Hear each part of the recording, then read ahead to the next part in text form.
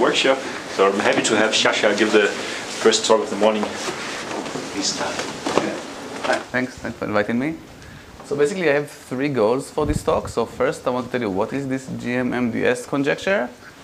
So I'm guessing that maybe some of you have heard about something called the Mds conjecture. It's been sort of more well known. So this is not this conjecture, it's a different conjecture. I'll tell you what it is, so maybe that's the most important goal. Then I'll tell you something about the proof, depending on how much time we have. And then I want to spend at least the last 10 minutes telling you about some general framework that actually comes up in a lot of questions about local codes and codes for distributed storage and other types of codes that I think have a lot of interesting open problems that people here might like. And sort of most problems that we have no clue how to handle. Yes, so what is this GM-MDS conjecture? So maybe a good starting point, I want to tell you what are MDS matrices.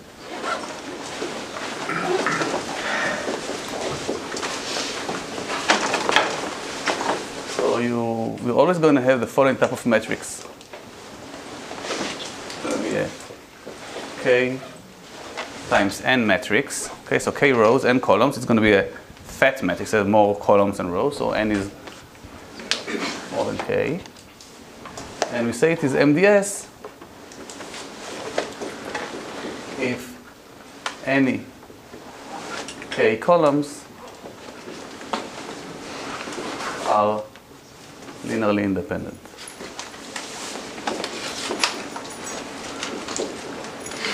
Okay, so you have a matrix, and you want that any k by k minor of it to be full rank, or any k columns to be linearly independent. Okay, so this question comes up, in coding theory. It comes up in pseudo-randomness when you want to design k-wise independence, and we know of good ways of designing such matrices. So one example that probably all of you have seen is the van der Monde matrix, right? So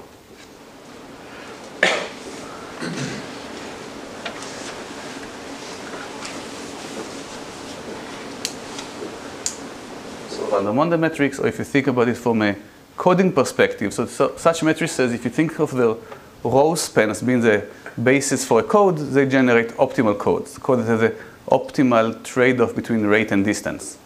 And so van der Monde matrix is just a generated matrix for a Reed-Solomon code.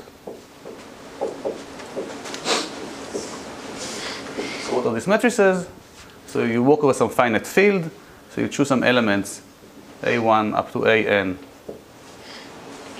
in some finite field f of your choice, and then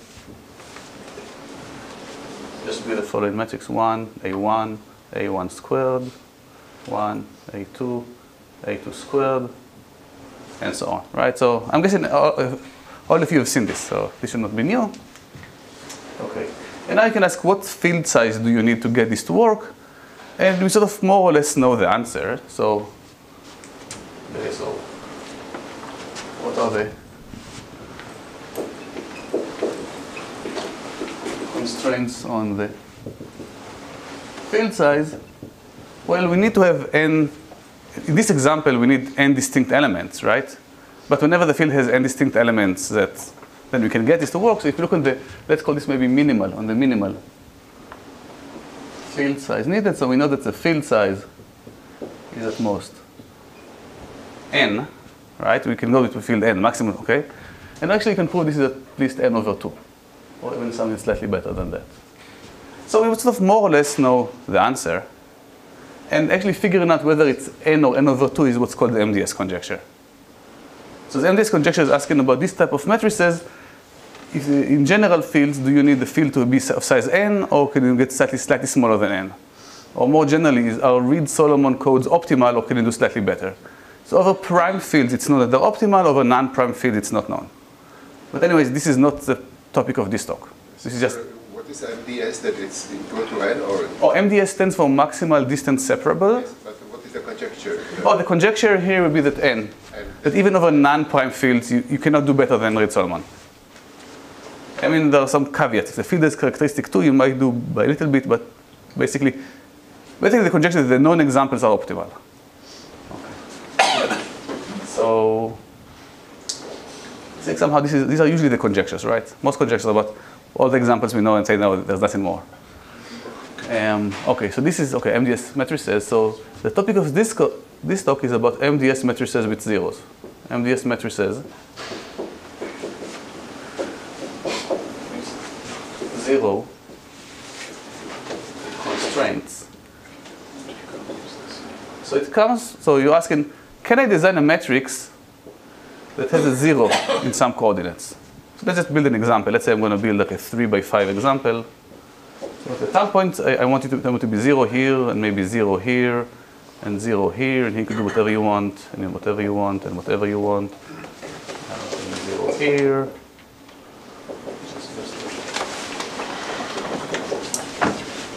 Okay. So here's an example. Let's call this a 0 pattern.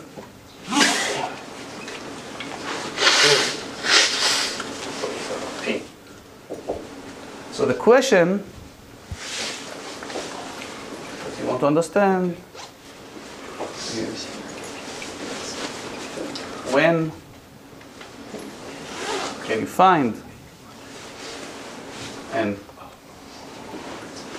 MDS matrix with a specific 0 pattern?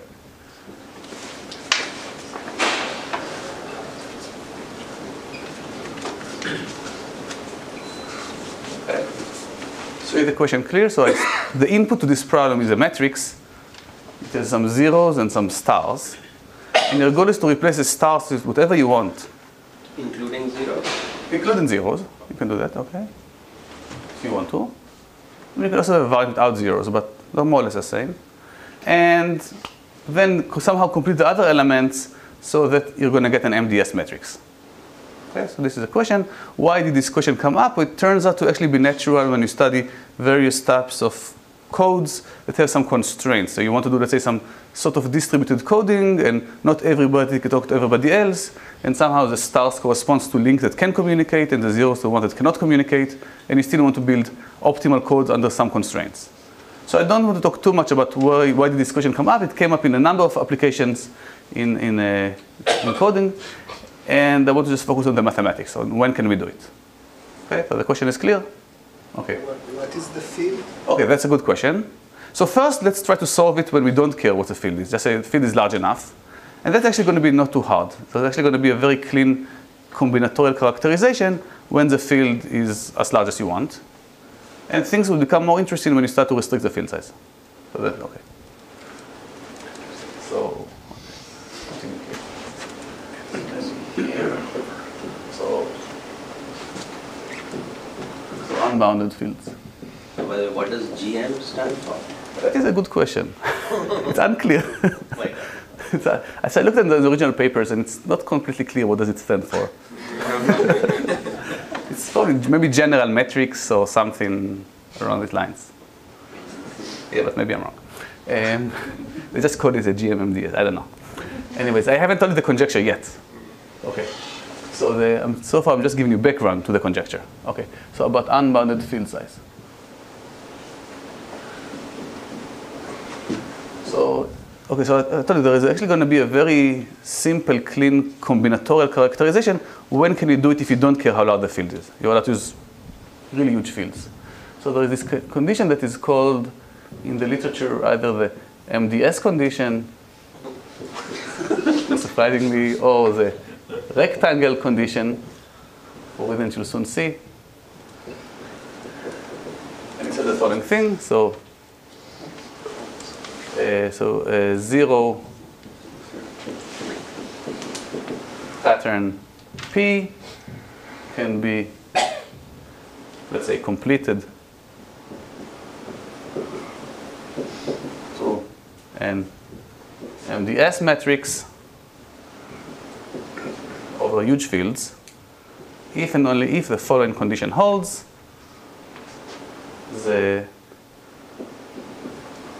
There are no, let's call them, combinatorial rectangles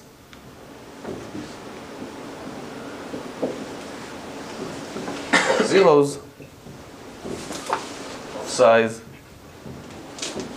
some A times k plus 1 minus a for some a, or for all a. Okay? So really, I'm going to explain, I'm going to show you a proof why this is true. This is not hard. But basically it said that if you take a matrix like that, you just want to find all the combinatorial rectangles of zeros, and you want to make sure they're not too large. So what is a combinatorial rectangle of zero? It's just a subset of the rows and a subset of the columns. Not necessarily contiguous, it sort of give you a zero. So here, for example, we have this one. Right, and you have maybe this one. And you have this one. And you have this one. And you can see in this example, actually, they all are okay. So what do you want to verify? That if you look at the sum of the rows and the columns, should be at most k. That's okay. If it's k plus 1, you cannot do it. So here it's 2 plus 1 is 3, which is okay. And 2 plus 1, and 2 plus 1, and 2 plus 1. So this should be okay. Okay. So okay, why is this condition? So okay, this is a condition. I'm going to take the next 5 minutes to tell you why this is true. So you want to prove two things: why it is necessary and why it is sufficient. Okay.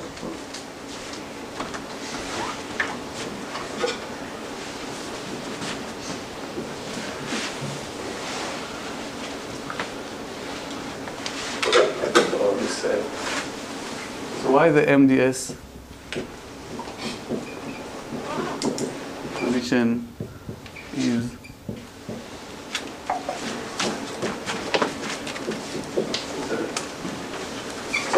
so let's say we take an MDS matrix. I'm going to ask, here's my MDS matrix. And I'm going to ask, in a given row, how many zeros can I have? If I claim I cannot have, so again, this is k, this is n. If I have k zeros here, then I'm doomed, right? Because if I take this k by k matrix, it cannot be full rank. So I cannot, so in any row, has at most k minus 1 zeros. So this is this rectangle of where a is 1. One row, k minus 1. That's okay, but k is not okay. What about two rows? So if I have two rows, and now it's k minus 1, I claim I'm still doomed. Why? Because if we complete this to an arbitrary, add another column, now get a k by k matrix. If it's going to be full rank, then the span of the first two rows should be dimension 2, but it's dimension 1. Okay, so any two rows have at most k minus 2 common zeros. Okay, common. And so on. Right? Every 3 rows have at most k minus 3 and so on. Okay, so this is necessary. Otherwise, you can easily find a k by k matrix that has too low of a rank. Okay, so this is the necessary part. What about the sufficient part?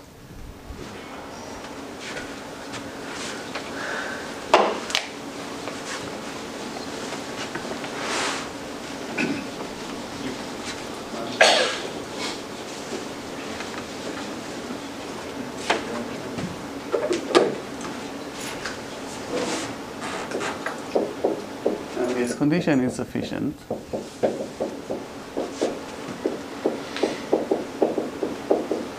So what should you do? So let's say we take this zero pattern here. Just repeat it here. That's going to be what? 0, 0, star, star, star. 0, star, 0, star, star, and star, star, star, 0, 0. So now let's say I give you huge fields. So it's this sufficient over large enough fields.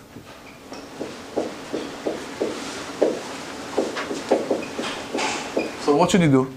Well, you're doing the obvious thing. I'm going to say, well, whenever I see a star, I just replace it with a variable, right? So I'm going to say this is going to be, you construct the following matrix: 0, 0, maybe x1, x2, x3, 0, x4, 0, x5, x6, x7, x8, x9, 0, 0. And we're going to say, well, let's just write algebraically the condition that any k by k matrix is not 0, right? So for any k columns, so let's say I, so I is a subset of n, size k. Let's denote by pi of x, the determinant of this matrix matrix on the columns I. So it's a determinant of a k by k matrix. And actually this condition, this MDS condition, is basically telling you that there's always going to be at least one monomial surviving. This is basically equivalent to this whole condition. So there will be one monomial surviving. This determinant is not identically 0. Right? If I take the product over all possible I of pi of x, this is not going to be identically 0. So we know by Schwarz-Zippel, if you take a large enough field, and we still compute how large, then this will have a non-zero solution. Okay? So the question is, how large should the field be? So, well, let's see. So each one of those is a polynomial of degree k, but actually the individual degree is 1, which is what's important. But you multiply in tons of them, n choose k. So, Question? yes. So where did the condition come in? So I said the condition is equivalent that that these polynomials are not identically 0. So this is always going to be not identically 0 because there's going to be one monomial surviving, and it's an exercise to see that this condition is equivalent to this condition. It's Hall's theorem. It's basically Hall theorem, yes. It's basically Hall theorem. Okay, so how large should the field be? So this is, so by Schwarz-Zippel, or you can just choose elements randomly if you want, and it's slightly larger. Exists a solution. If what? If the field is more than n choose k. Right? Why n choose k? Well, we multiply in n choose k polynomials. Each of them have degree k. So if you just do it this way, you get k times n choose k. But as you can see, you can share the factor k because you really care about the individual degrees for Schwarz-Zippel. You don't care about the total degree. But it doesn't really matter. Of the order of n choose k. So if you think of n and k will be the same scale, you need exponential field size. Okay. So if we don't care about the field size, then we have a complete understanding of what's going on here. So again, things become interesting when you start asking about what if the field is small? What if I don't allow you to work over huge fields? Can you still get this to work? Well, this approach would not work, right? Also choosing elements randomly would not work. But I think about if I just, another way to proving this with slightly larger field is to say, well, just choose these elements randomly. And then just say, what's the probability that the k by k determinant is non-zero? Roughly 1 over the field size. You have so many of them. Field is large enough. None of them is going to be 0. So you don't have to do this algebraically. You can also just choose the elements randomly from a large enough field. Okay. So now I can tell you what is this GM-MDS conjecture. So Yes. it's clear that this proof will not. Yeah. The proof will not work. I agree. The proof will not work. Okay. And somehow also just choosing elements randomly will not work with high probability. It will not. Okay. But it might work with positive probability. When you care about the solution, Sure. I mean, positive probability just means there exists. it's the solution, basically. Yeah. But is it clear that this union bound is not something one can improve on? Or It's a good question. I mean, there's no obvious reason why you can improve on it. I mean, you have all these events and they're more or less independent. But yeah, I agree. It's not a priori clear. What? Maybe. But it's not really local, right? Every column is like n minus k of them. Yeah, I mean. If there are no zeros, then you can do it. This is true. Okay, that's a good example. Let's say there are no zeros. So we know we can do these constructions, but can you do them probabilistically? If you just choose a random k by n matrix, what's the probability going to be MDS? Probably very, very small, right? Even if there are no zero constraints. So now, finally, I can tell you what this GM-MDS conjecture is.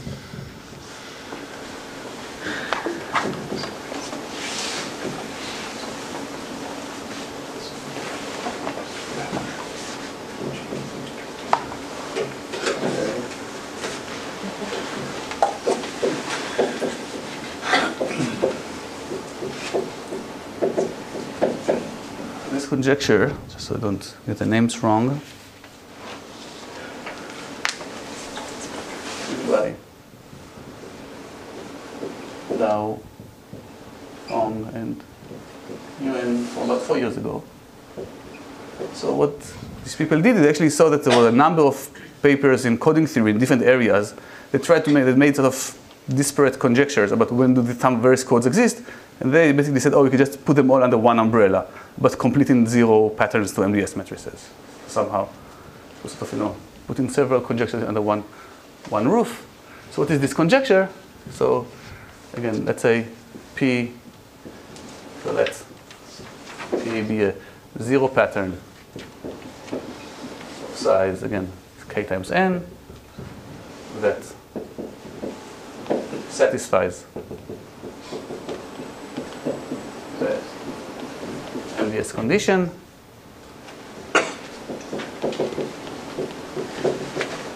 Then it can be completed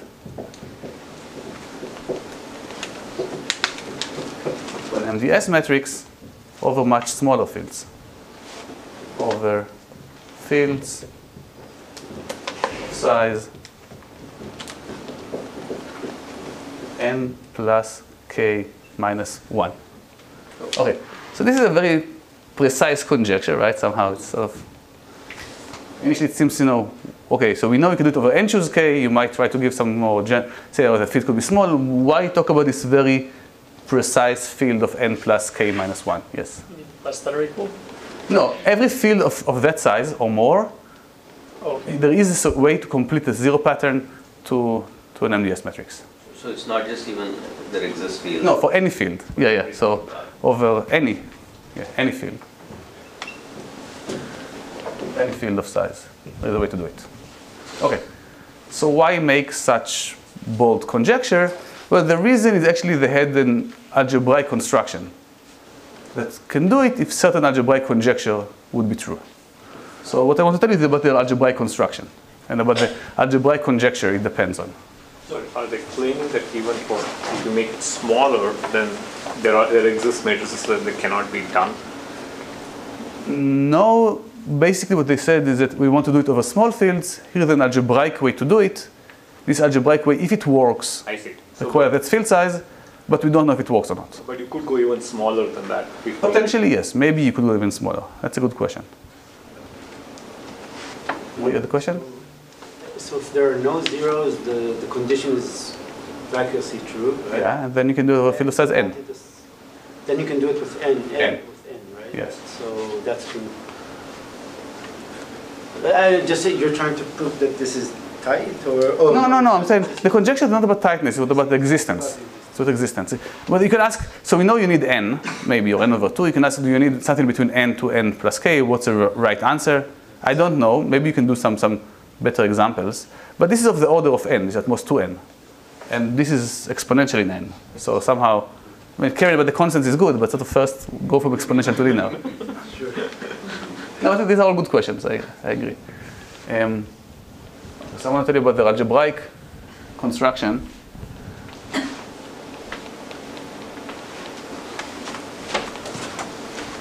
Okay, but the conjecture is clear. You can, under the same condition, you can get maybe a different solution on a much smaller field size. Okay, so what is the algebraic construction?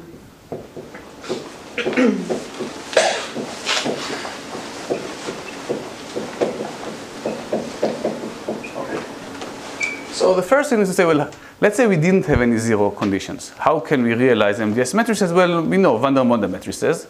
So one component will be, well, my matrix is going to have one part here. So k times n, van der Monde matrix. So 1, A1, A1 squared, 1, A2, A2 squared, and so on. Okay, we know this is an Mds matrix, but it has no zeros. So here's the question. What operations can I do on this matrix and keep it Mds, but might introduce some zeros? And that's I can do some change of basis, right? I can also multiply it. Let's call this matrix V. I can also multiply it here on the left by a matrix T. So this is a k by k matrix. This is just going to be full rank. Okay. Let's call this A. So the conjecture is that, well, you can do that. That's going to work. Why n plus k minus 1? Okay, that's not clear yet. When we're going to start simplifying the conjecture, then that's going to become clear.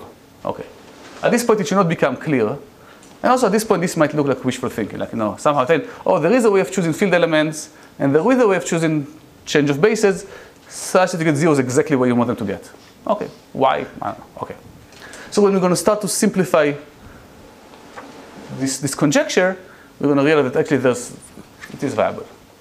Okay, but at this point, the conjecture is clear. So we're going to try to prove. So the goal would be, so prove that any zero pattern P that satisfies Mds condition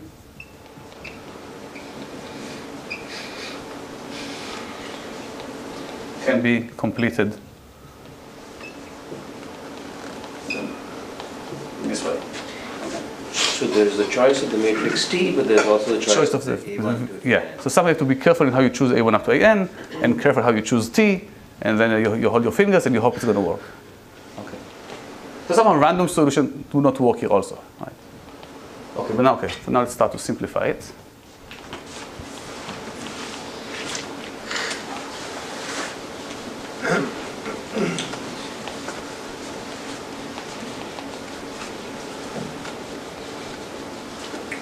So the goal will be to simplify it in a way that in some sense we will have a unique choice of T and a unique choice of elements in some way, so that we don't have any degrees of freedom anymore. So that's be the goal of the simplification of this conjecture.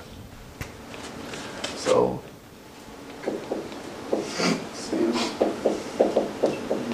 simplification, step 1. So I'm going to replace this matrix T by some other elements, by polynomials. Okay. So define polynomials.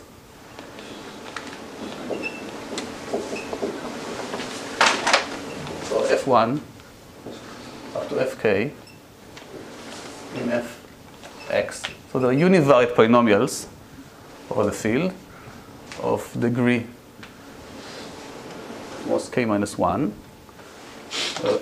Fix. Well, I'm just going to basically treat the rows of this matrix T as the coefficients of the polynomial. So Fix is just going to be the sum of j from 1 to k, where the matrix T I j, x to the j minus 1. Okay? And now what does it mean that this matrix A realizes or completes some zero pattern?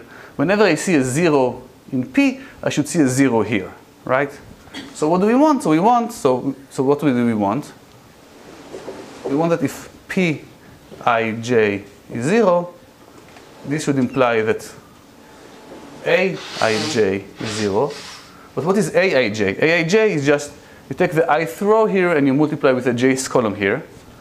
So this is the same as Fi over Aj equals 0. Okay? So because our matrix V is a van der Monde matrix, the Ij entry evaluating the ith polynomial on the jth field element. Okay? So now we can say, well, we just rewrote our condition. What do we want? We want these k polynomials.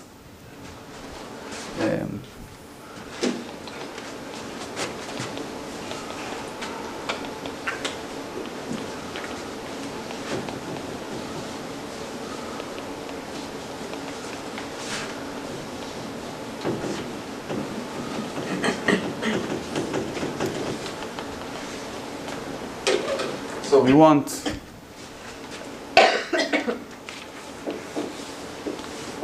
k linearly independent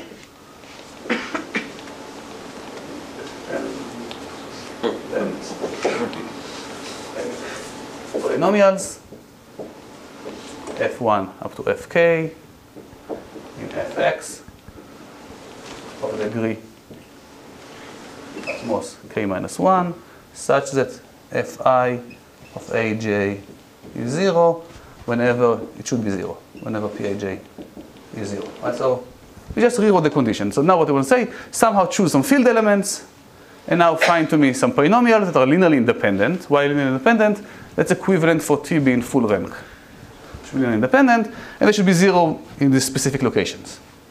Okay, so simplification, let's do step 2. We're going to say, let's try now to identify these polynomials. So let's assume, for now, just for a second, that every row in P has as many zeros as it could have. So actually, to write it would be easier, just introduce notation. So let's define Si just to be all the locations j where Pij is 0. Okay, so Si is all the coordinates in the ith row where I want it to be 0. And assume Si is of size exactly k minus 1, which is the maximal size it could have, right? I could not have k zeros in a row, but it could have k minus 1 zeros in a row. Okay. But I claim in this case, there's only one choice for Fi. Fi is a polynomial of degree k minus 1 that should be 0 these k minus 1 points. So in this case, we must have Fi of x being exactly the product of j in Si, x minus aj. Okay. So somehow if we can assume that all the rows have the maximal number of zeros, then we got rid of one degree of freedom. We don't have to think what these polynomials are. They're sort of uniquely given to us if we choose the field elements. So is this clear? So now you can ask, can you make this assumption? And the answer is yes. So if your matrix has some rows with less than k minus 1 zeros, you can add zeros to it such that it still satisfies the MDS condition and such that it's going to have exactly k minus 1 zeros in every row. How can you do it? So here's an easy way, but there will be a better way. So the easy way is to say, if this is a k by n, and let's say here I only have k minus 2 zeros, I'm just going to add another 0 here and I'm going to put stars here. So this will not violate the MDS condition, and we're going to have exactly k minus 1. Well, this has a downside of slightly increasing n. That's an extra row. Yeah, that's going to be another row. So you can keep doing that, and then n is going to be slightly bigger. Okay, that's one thing you could do. Okay. That's why n plus k minus 1. No. There's actually a better way to do it, which does not require to introduce more columns, but so you sort of use some whole type condition to show that you can always add zeros and still satisfy the whole condition. What? Is it legal to add columns? Well, you could do whatever you want, right? I could say, I want the polynomials to be 0. If we tell you the polynomials is going to be 0 somewhere else, I don't care even, right? So it will, what this would make is it make your field size as n be slightly bigger than n plus k. It's going to be maybe like n plus 2k or n plus k squared or something. So you're going to pay something if you do that. I'm going to solve it as a bigger matrix. It's a bigger matrix, but if you satisfy this, then in particular on this part, you're going to be zeros where you want to be 0, right? So you're trying to do something stronger. But you're going to pay if you do that because the field will be slightly bigger at the end. But I think you don't have to do that. There is a way, just add zeros to the matrix. We still satisfy them this condition. Replace stars by zeros. Replace stars by zeros, yes. Yeah.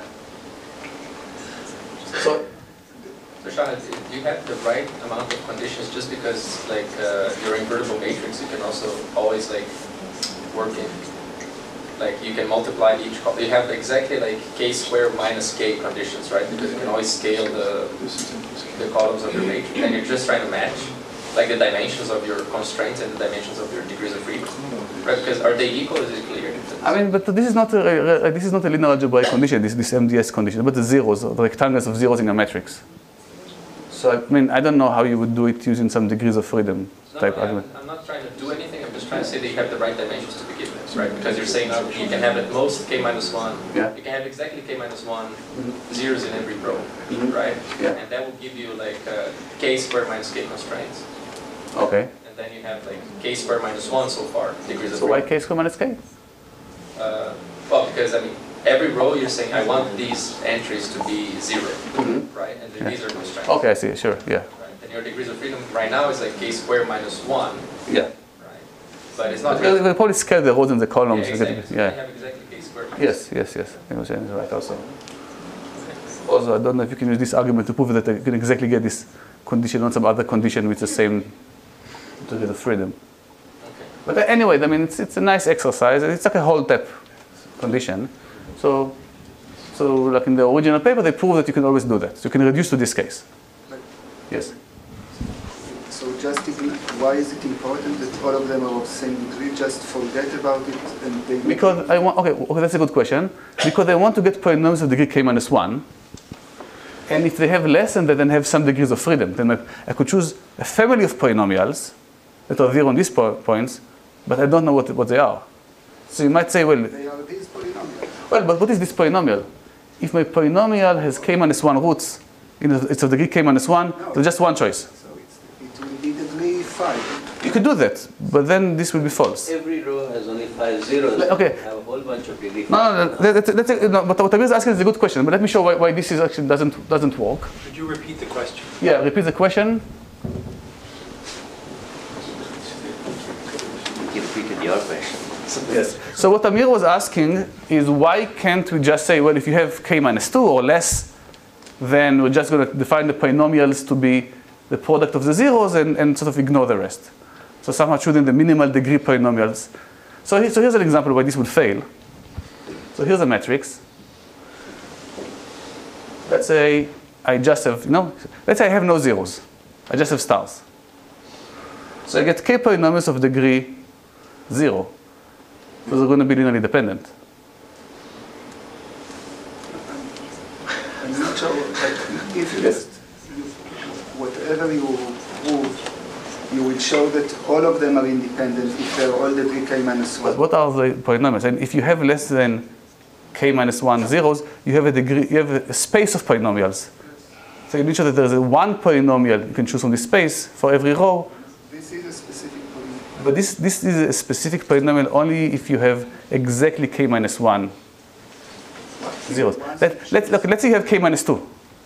Once you chose A1 to AN, Yeah, it showed A1 to AN. so this is a polynomial. It is a polynomial, but I'm saying if you have less than k minus 1, there are other polynomials. So but I choose this one. So this would fail. So this specific choice would fail. Because let's assume that you have no zeros in your matrix. Then this polynomial is just going to be a constant. It's going to be 1.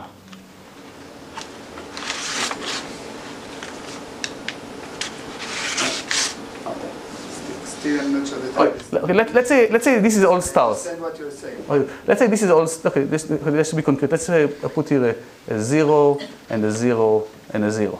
Okay, let's just be concrete. Let's say this is my matrix. So what are the polynomials you're suggesting?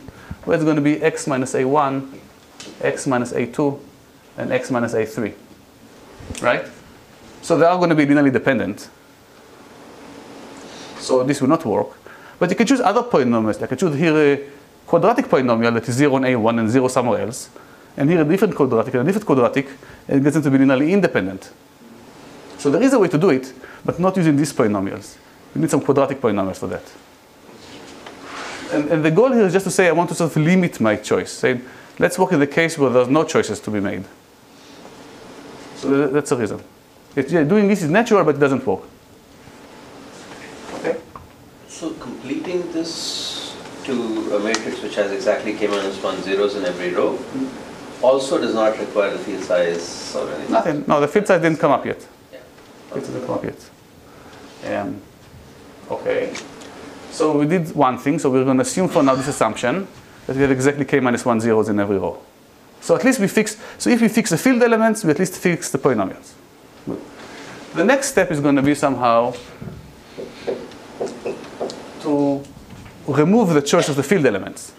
So how can you do it? Well, you cheat. You say, I'm going to extend my field. So I'm going to work in the field.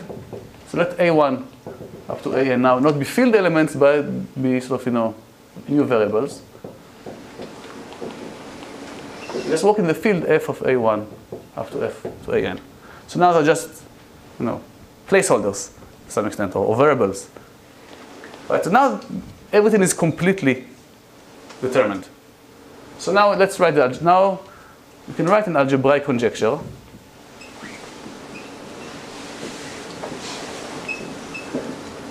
The following conjecture.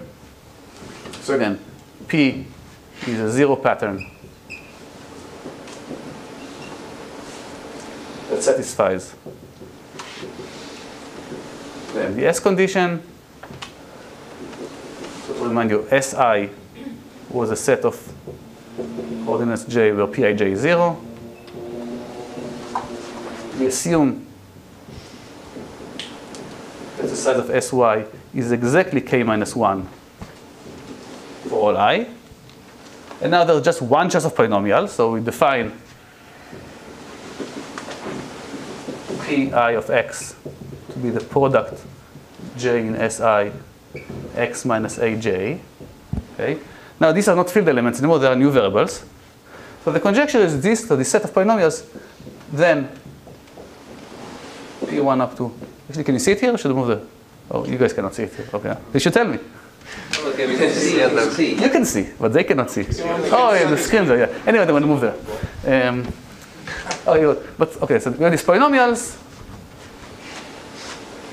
I think a change of color might help though. Okay.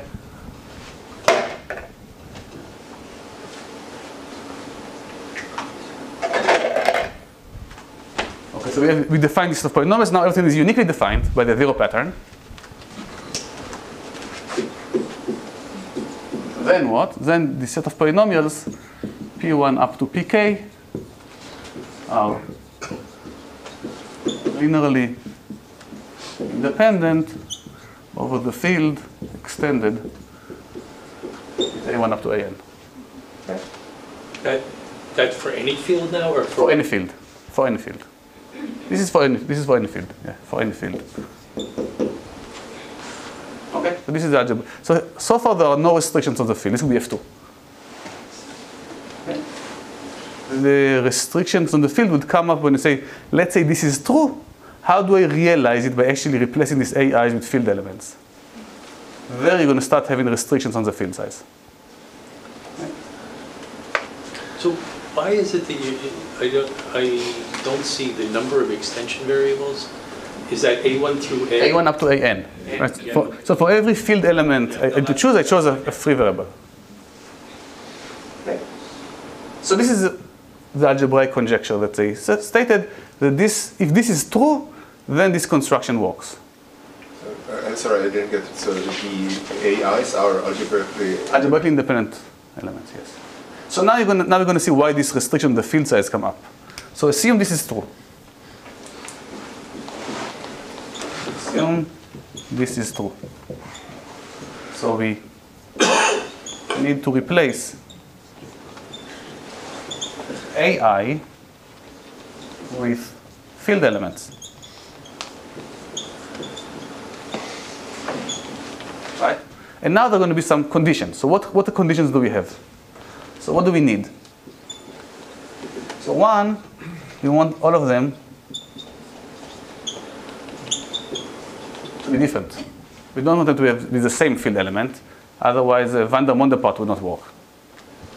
Secondly, we want this matrix T to be full rank. Right? So T was the matrix that's somehow defined by these polynomials. So these two conditions. And both of them you can actually express by polynomials on the AI, right? So this first condition, we're just going to express by saying the product of the polynomials AI minus AJ should not be 0. And this is going to be the determinant of T, which is some polynomial in the AIs. Should also not be 0. And basically what this conjecture tells you is this determinant is not identically 0. This is an equivalent way to state this algebraic conjecture. That whenever the 0 pattern satisfies the MDS condition, this determinant is not identically 0. Yes? So T is the matrix of coefficients? Of the coefficients. So if you take these as the roots of the polynomials and you expand them to the coefficients, then you take this determinant, this is okay. So now it's just going to be counting degrees to see what field size do we need. So to do Schwarz-Zippel, what do we need to count? Well, it's not the total degree of the polynomial, but it's the maximal individual degree of a variable appearing in the polynomial. So here every variable appears k minus 1 times. Sorry, n minus 1 times. So this is going to give us n minus 1. And here it turns out every variable appears k minus 1 times. Do the calculation. So if you sum the individual degree of every variable is n plus k minus 2. So the entries of the matrix T are themselves polynomials in A1 to AN. Yes. Is it? So, yeah. So you take the polynomial, you take the first polynomial, let's say, it has specific roots. You expand it to the coefficients, and this is going to be the first row. So every element there is some polynomial in the AIs. It's a symmetric polynomial in the AIs. Okay. Where we use the conjecture? Right. What? The individual degree of Each row is each row is 1. Is 1. That's why you get theorems. Except for the first row where they're all 1. Yeah, exactly. Yeah. So this is where you get k minus 1. Yeah. And here it's n minus 1 because every variable appears n minus 1 product. So yes. Where we use the conjecture? The conjecture basically tells you that this determinant is not identically 0. Ah, okay. Okay. Of course, if it's identically 0, there's nothing you can do. Right? So it's not identically 0. And this is true over any field. But now when you try to solve these two polynomials together, you get a polynomial where the individual degrees are n plus k minus 2. So you need one more. You need the field to be n plus k minus 1. So this is where you get this n plus k minus 1. Good. So basically what I proved is that this algebraic conjecture is true. But I don't think I have time to prove it. The remaining 10 minutes. I was hoping to have more time to explain the proof, but at least you got the algebraic conjecture and sort of... Is the algebraic conjecture true over large fields? Any field, any field. The field doesn't matter.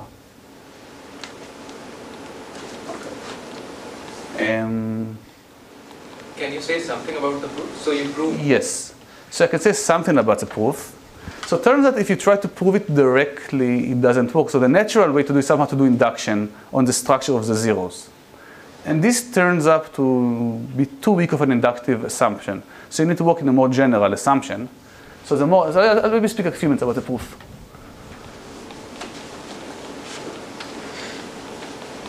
So really what you should be doing, or at least what I do, is to allow multiple zeros. So if you think you can view this zero star pattern as saying some points you should be 0 and some points you should not be 0. But the more general thing you can think of as the following type of matrix. Let's say if initially I had 0 and stars, now I'm going to have 0, 1, 2, 1. And that's going to be the number of zeros. So if this is, let's say, A1, A2, A3, A4, this would correspond to the polynomial x minus A2, x minus A3 squared, x minus A4. So I'm allowed to have multiple roots at specific points. So you can ask a more general question, which is, you can define an MDS condition for these types of matrices, and there's a natural way to do it. And then you can ask the question, well, if this general MDS condition is satisfied, maybe you can prove that this polynomial that you get, this more general one with multiple roots, are also going to be linearly independent. And the SIs will be some... The SI is just going to be the sum of the variables. So you can, it's a natural conjecture to make. K minus 1. What? And that will be k minus 1? K minus 1 will be like the sum of these twins. Okay. So I don't want to state what this condition, but it's out of the natural condition about counting zeros. So actually in the original paper I actually made a conjecture. So what he proved is this in a special case, I'll tell you in a second. But actually I made a conjecture that said, well, if this general condition is true, then you can always, these polynomials are always going to be linearly independent. And this is actually false. So I'll give an example. Where honestly, I don't have, this is an example, this is by, where is this?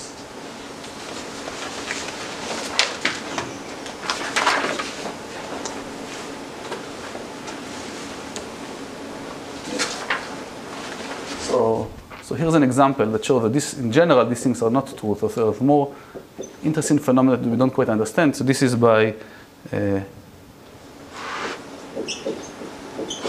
Reeves and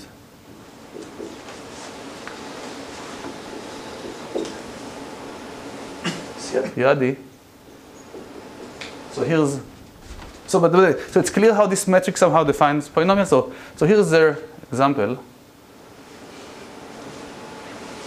3, 0, 0, 0, 3, 0, 0, 0, 3, 1, 1, 1. Okay? So basically this corresponds to the following polynomials. Remember, x minus a1 cubed, x minus a2 cubed, x minus a3 cubed, and x minus a1, x minus a2, x minus a3. So in this yes? This is weird because k is bigger than n, no? Yes, but sort of, you can do that. I mean, at this point, it doesn't really matter if k is more than n. I mean, you could add more zeros here if you want. It doesn't change. Yeah, if you really want to do it, just add more zeros. So you got these 4 polynomials of degree 3. Well, there is no obvious way why they will be linearly independent, but they are linearly independent. So these are linearly dependent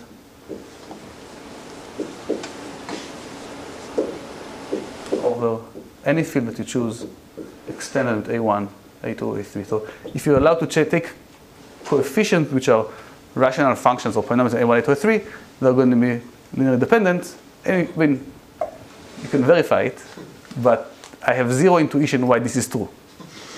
So one general open question here is that what are the conditions that this would be true?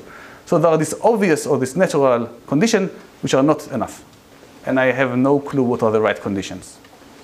So what I actually proved is that there are limited classes of these matrices that are enough to get the induction going, but I can actually prove these things actually work.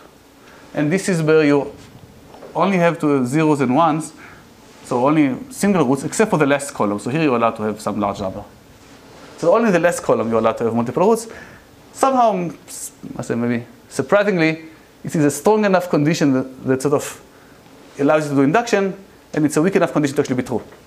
So induction over what? Okay, induction about the structure of the zeros. So again, I can explain it, but this will take another half hour, so I don't have the time. But basically what you do is say, let's take somehow a zero pattern, and we want to say, well, it has so many rows, so many columns, and so on, and try to say, well, let's say this is like the smallest example where this conjecture fails, and try to show this is impossible by somehow using the substructures in it. That's all I can say without giving more details. But the proof is elementary. There's no deep algebraic geometry. It's just sort of combinatorics and algebra. And also important, this was also, so this the same conjecture was also proved independently by Cassini and Yildiz from Caltech. So they also proved the same conjecture, basically the same time, so independently. With the same different proof? What? With the same proof? More or less. I mean, their generalization was slightly different, but they also did some generalization. Okay.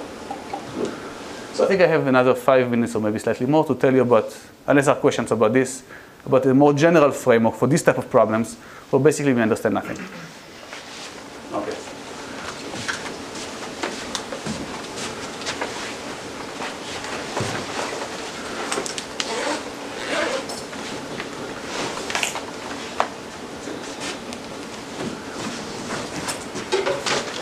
General framework.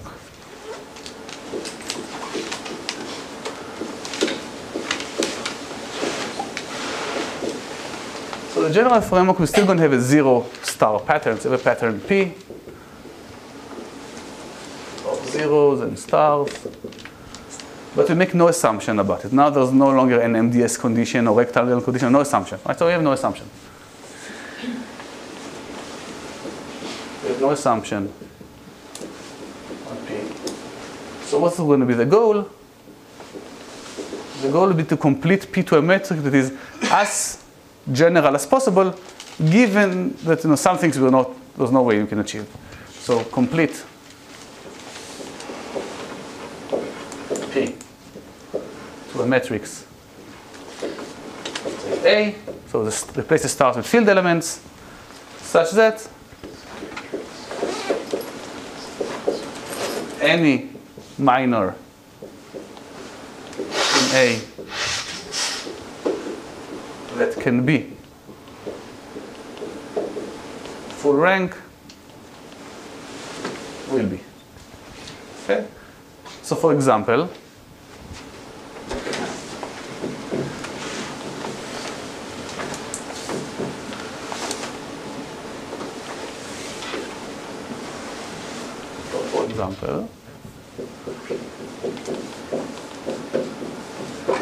let's say my matrix pattern is 0 star 0 star 0 star.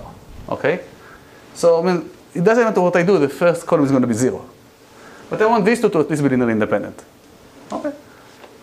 So is the question clear? We make some 0 stars, no assumption whatsoever. And again, the question is, what's the field size we need? So what is the minimal field size? Of course, the answer would depend on P. So if there are no zeros, then this would be called what condition? If there are no zeros whatsoever, yeah. This is the same as this MDS condition, right? Without zeros. This is van der Monde would do it, for example. And what I proved that if you have so few zeros that all the maximal minors are full rank, then you can do it. But what in general condition? And what I want to do is show you that these questions actually come up very naturally in questions about sort of, various types of local sparse codes in various ways. So I want to show you two examples where these questions come up.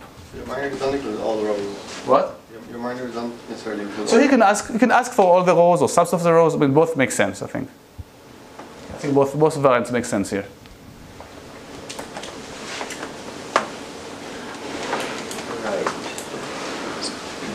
So this is stronger than what you had before, even if you had an MDS. Yes, it is stronger. In particular, you will not be able to, it is stronger, I agree. Is it still true just for MDS zero patterns? That is a good question, I don't know. I mean, to be honest, I didn't think about it much, but I don't know. I guess the problem is now it's the same because it is the same, that is true also. No, it doesn't have to be true. And if it's actually stronger, it shouldn't be true for MDS patterns because it's the same will just proved it. Why? I mean, it's not clear to me it should be true. There are two questions. One is if any k by k submatrix, okay? Yeah. And then any L by L. L by L. Smaller. Yeah, that is true also. So if you have zeros, then some 1 by 1 are going to be 0, right? So somehow you cannot get all the way to this extreme. What you can say about 2 by 2, I mean, you need something. Some 0 is going to be 0, there's nothing you can do about it. No, but we are only saying that if you're not taking a matrix which can be full rank, should be full rank, right? So. But this is not just a matrix full rank. Like, all the minors are going to be full rank. All the minors that can be, if the first 5 columns could be linearly independent, they should be. If every specific 3 by 3 matrix could be full rank, it should be. Right. And so on. Yeah. So this is stronger than this Mds condition. Right. In particular, it said that whenever you see a star, you should put a non-zero value there, because otherwise you're all going to violate some 1 by 1 conditions. So I want to just tell you about two examples. So example 1 comes from codes for distributed storage.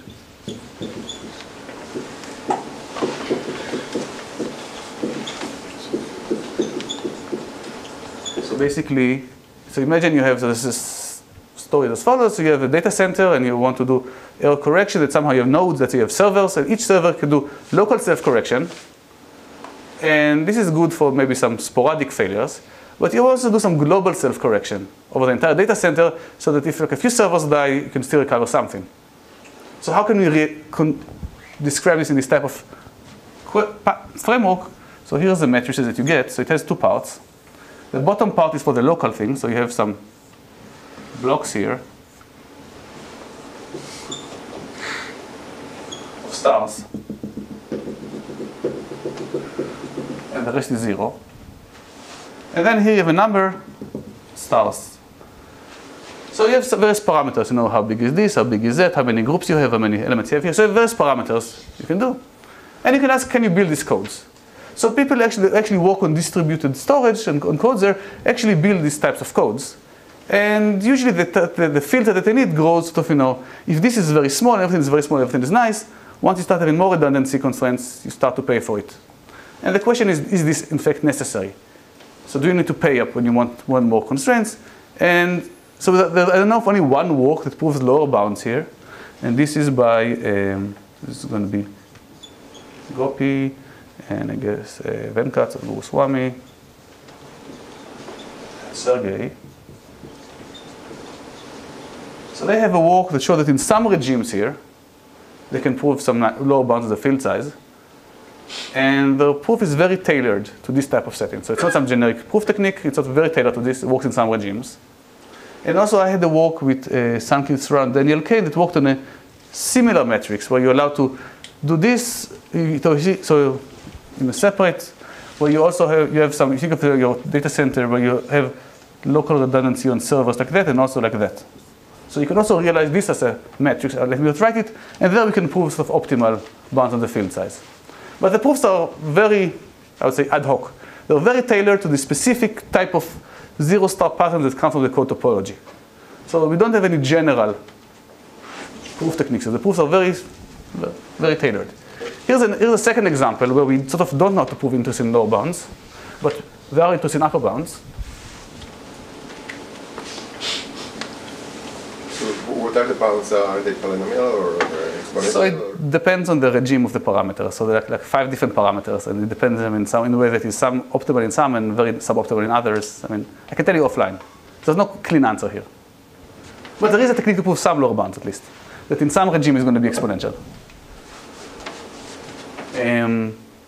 So here's a second example too. Here's 3 codes. I'm sure you know these are codes for interactive communication. And here you actually get a very simple matrix. Stars on the diagonal, stars below the diagonal, 0 above the diagonal. So you can ask here, for this type of matrix, yes, what type of k by k minors could potentially be non-singular, and turns out these are exactly the ones you need to analyze for 3 codes. And then you ask, what's the field size you need to get this to work? And actually, so there was this very, very nice recent work. So it was Gil Cohen and Bernard Schulman. And the main, I would say, combinatorial part of their work is to use the construction for such matrices of a very large field. So what they put, if you choose this matrix Aij to be, I guess, I choose J, this works. The construction is very clean, but you see it requires exponential numbers. Is this necessary? It's unclear. So we don't know if over finite fields or over the integers you need exponential numbers or not. And actually this could be an interesting example where it might be that over finite fields you need exponential numbers, but over the integers you don't. So it would actually, building these codes over the integers might be better than building codes over finite fields here. But this is just another example. You can think of a general family of problems. And basically we have no general lower bound proof techniques here. The only 2 that we have are very, very tailored to the very, very specific topology. So just to finish, let me tell you about a conjecture I have that has no applications, but I think it's nice. So it would force you to find some generic proof technique.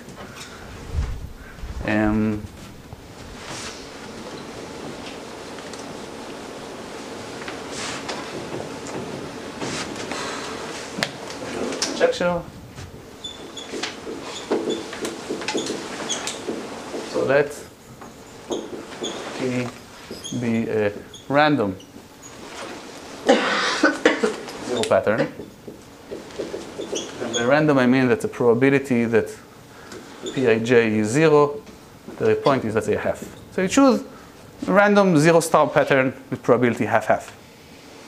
So that's a random, okay. And you want to realize this by a metric that has every minor that you happen to be potentially full rank here should be full rank. So here's the conjecture. So to realize this,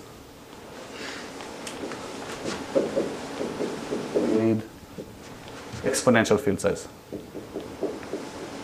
Exponential field size. So somehow, or more concretely, if this pattern, so let's say if P is k times n, and let's say k is, I don't know, n over 2 or something. Just to give you concrete parameters. So it's a relatively balanced matrix, n over 2 by n. You choose it randomly. Realize this. I mean, basically the whole point here is to say if it's random, there's no reason why you should get an algebraic construction, like a Reed-Solomon that realizes this. And once algebraic constructions stop working, it seems like we need exponential field size. But we have no tools how to prove anything like that. So that's one concrete conjecture. Okay, so let me finish here. Thanks.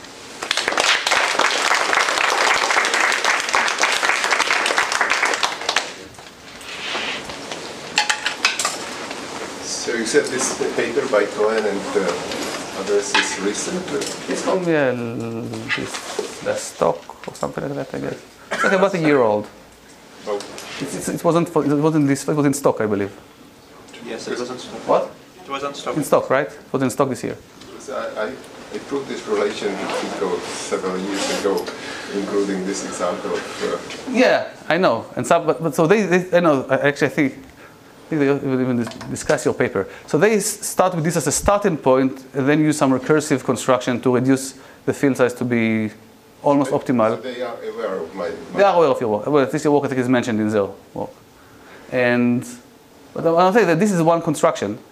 They also think they don't prove it. They cite you and cite some other papers that sort of prove this in other independent contexts. But then they use this as a starting point.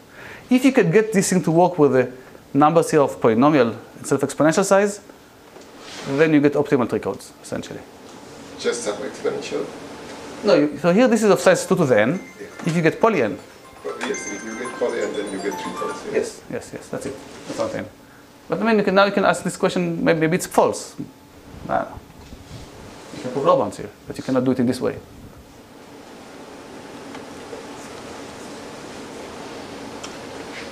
Okay, let's thank Shachar again.